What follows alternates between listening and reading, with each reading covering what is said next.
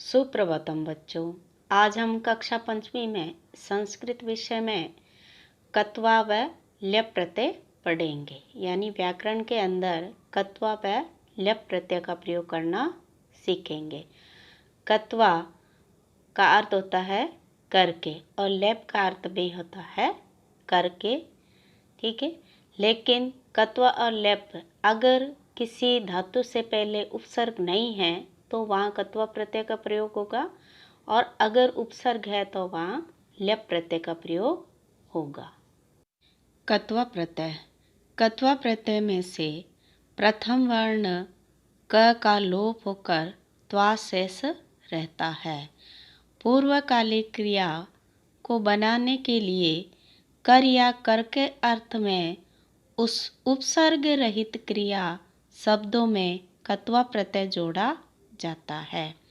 यानी यदि धातु से पहले उपसर्ग नहीं है तो वहाँ कत्वा प्रत्यय का प्रयोग करेंगे।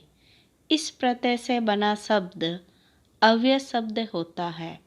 यानी इस प्रत्यय से बना शब्द अव्यय होता है, इसलिए इसके रूप नहीं चलते। यानी वह चाहे कोई सा ही लिंग हो उसी रूप में लिखा जाता है। उदाहरण देखिए, धातु प्रत्यय नया शब्द, यानी धातु में प्रत्यय मिलाने से जो नया शब्द बनेगा। पट है, यह धातु है और कत्वा जो है प्रत्यय है। पट धातु में कत्वा प्रत्यय जोड़ने पर पठित्वा शब्द बना। यानी कत्वा प्रत्यय का प्रयोग जब हम धातु के साथ करते हैं तो आधा जो क है उसका लोप हो जाता है, यानी वह क हट जाता है और त्वा शेष रहता है। यानी पठ में क्या जुड़ेगा? त्वा जुड़ेगा। कत्वा न जुड़ करके वहाँ क्या जुड़ेगा? त्वा जुड़ेगा, क्योंकि आधा जो क है वह हट जाता है।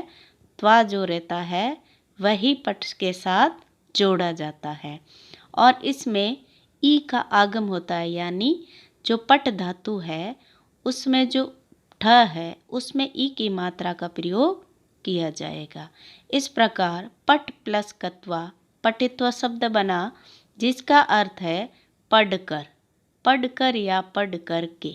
यानी कत्वा प्रत्यय का अर्थ होता है कर या करके। अब है क्रीड धातु। धातु है क्रीड यानी खेलना और प्रत्यय कत्वा। क्रीड धातु में कत्वा प्रत्यय यानी कत्वा का त्वा जोड़ना है तो बना क्रीडित्वा, जिसका अर्थ होता है खेल कर या खेल करके। यानी एक काम को पूरा करना और दूसरा काम शुरू कर देना। यानी कत्वा प्रत्यय का प्रयोग भूतकालिक क्रिया में किया जाता है। यानी काम को पूर्ण करके दूसरा काम शुरू हो जाता है, तो जिसको पूर्ण किया है वह तो भूतकालीन हो गया, यानी बीता हुआ समय हो गया। तो भूतकालीन क्रिया का अर्थ बताने के लिए हम कत्वा प्रत्यय का प्रयोग करते हैं। लिख धातु है और कत्वा प्रत्यय। लिख का अर्थ होता है लिखना। इसमें लिख में त्वा जोड़ना है। क्या जोड़ेंगे? कत्वा का त्वा जोड़ेंगे, क्योंकि कै तो हट चुका है, ठीक है। तो यहाँ कत्वा लिखा जाता है लेकिन जुड़ता है केवल त्वा, तो क्या हो गया? लिखित्वा। इसका अर्थ है लिख कर या लिख करके। खाद यानी खाना, त्वा, ठीक है। खादित्वा, खाकर या खा करके। खाद धातु कत्वा प्रत्यय, खाद में त्वा जुड़ेगा तो बन गया खादित्वा। इसका अर्थ है खाकर। क्री यानी करना। क्री धातु कत्वा प्रत्यय का त्वा शब्द तो बन गया कृत्वा, जिसका अर्थ है करके, कर या करके। श्रु यानी सुनना। श्रु प्लस कत्वा श्रुत्वा। इसका अर्थ है सुन कर या सुन करके। कत्वा प्रत्यय का नियम देखिए, जिस धातु के अंत में ई उ री हो तो सीधे त्वा जुड़ता है। यानी जैसे क है, इसमें री की मात्रा लगी है, च है, इसमें ई की मात्रा लगी है, स्र है, इसमें ऊ की मात्रा लगी है। चाहे ये छोटी हो या बड़ी हो, इसमें सीधे कत्वा की जगह क्या जुड़ेगा? त्वा जुड़ेगा। तो क्री प्लस त्वा कत्वा, ची प्लस त्वा चित्वा, श्रु प्लस त्वा सुत्वा, जी प्लस मतलब त्वा जित्वा, नी प्लस त्वा नित्वा, अस प्लस त्वा। यानी कत्वा की जगह जुड़ेगा क्या? त्वा। लिखा तो कत्वा जाएगा, लेकिन आगे हम जब नया शब्द बनाएंगे उस समय आधा क्या नहीं लिखा जाएगा, क्री जो क्री शब्द है सीधा उसमें त्वा जोड़ेंगे। और अस का मतलब होता है होना, और भू का अर्थ भी होता है होना। तो अस को भू में बदलेंगे और फिर उसमें त्वा प्रत्यय जोड़ेंगे। कत्वा प्रत्यय जोड़ेंगे यानी उसका त्वा शब्द जोड़ेंगे। ठीक है, इस प्रकार ये नियम रहा। कत्वा प्रत्यय का दूसरा नियम है, जिस धातु के अंत में म और न हो तो उसका लोप हो जाता है। यानी जैसे गम शब्द है, जब हम इसमें कत्वा प्रत्यय जोड़ेंगे तो जो हलंत वाला मैं है वह गायब हो जाएगा, यानी वहाँ से हट जाएगा और पीछे केवल ग बचेगा। अब ग में कत्वा का त्वा जोड़ेंगे तो फिर क्या हो गया? गत्वा बन गया। नम है, नम में जो हलंत वाला मैं है वह हट जाएगा और केवल न बचेगा, और फिर उसमें कत्वा का त्वा जोड़ेंगे तो क्या हो गया? नत्वा। मन है, उसमें जो न है हलंत वाला वह हट जाएगा और उसमें त्वा जुड़ जाएगा। इसी प्रकार हन और सम में भी यही होगा, लेकिन सम का सत्वा का कोई अर्थ नहीं होता, इसलिए सांत्वा शब्द बनेगा। ल्यप प्रत्यय, ल्यप प्रत्यय कत्वा प्रत्यय के स्थान पर ही प्रयुक्त होता है, यानी उसी की जगह लिखा जाता है।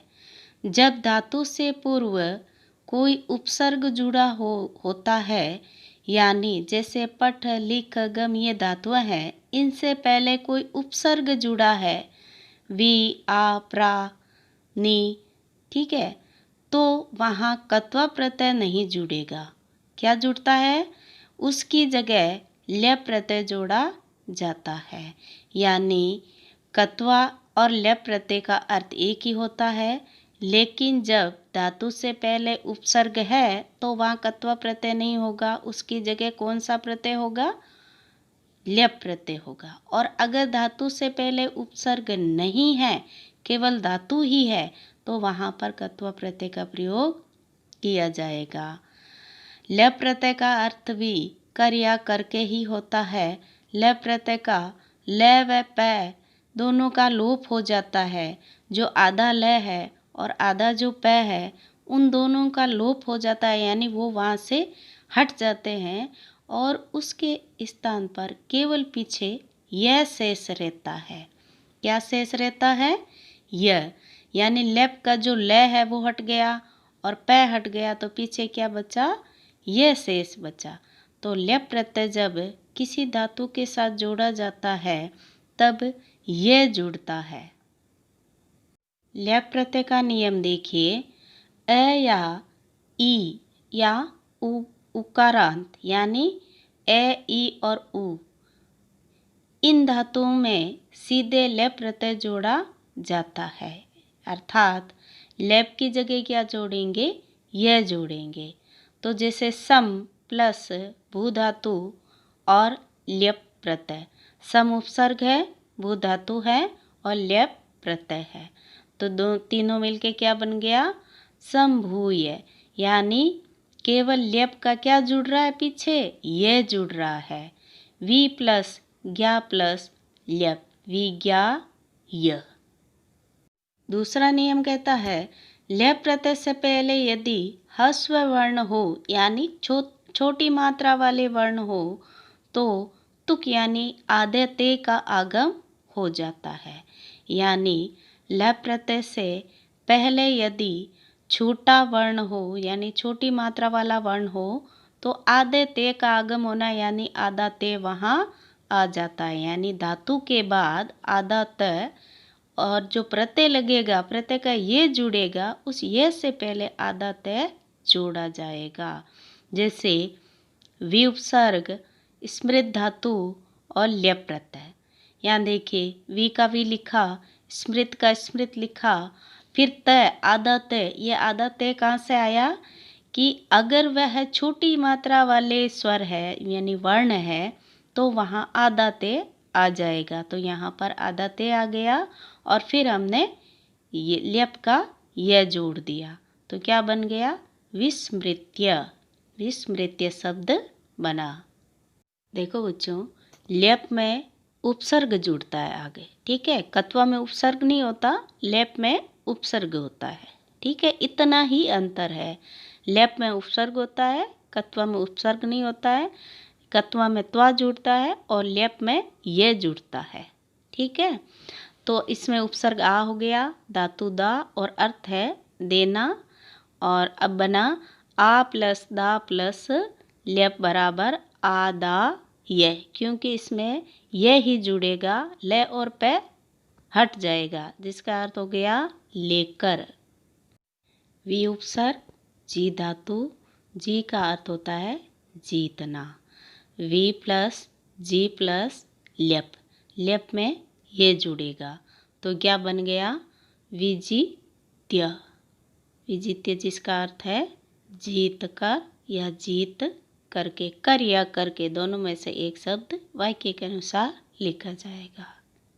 प्र उपसर्ग, क्षाल धातु, क्षाल का अर्थ होता है धोना। प्र प्लस क्षाल प्लस ल्यप, ल्यप में ये जुड़ेगा तो क्या हो गया? प्रक्षाल्य, ठीक है। इसका अर्थ होता है धोकर। प्र उपसर्ग, चल धातु, चल का अर्थ होता है चलना। प्र प्लस चल प्लस ल्यप, प्रचल्य, चल कर या चल करके। आ उपसर्ग, नी धातु, नी का अर्थ होता है ले जाना। आ प्लस नी प्लस ल्यप, आनीय, इसका अर्थ है लाकर। अब आज के गृह कार्य में देखिए, आपने कत्वा व ल्यप प्रत्यय पढ़ा। आपने पढ़ा कि कत्वा प्रत्यय का प्रयोग अगर धातु से पहले उपसर्ग नहीं है तब किया जाएगा और ल्यप प्रत्यय का प्रयोग धातु से पहले अगर उपसर्ग है तो किया जाएगा। दोनों का अर्थ एक ही होता है, लेकिन अगर उपसर्ग है तो कत्वा नहीं जुड़ेगा, ल्यप जुड़ेगा, ठीक है। अब गृह कार्य में कत्वा ल्यप प्रत्यय करना है।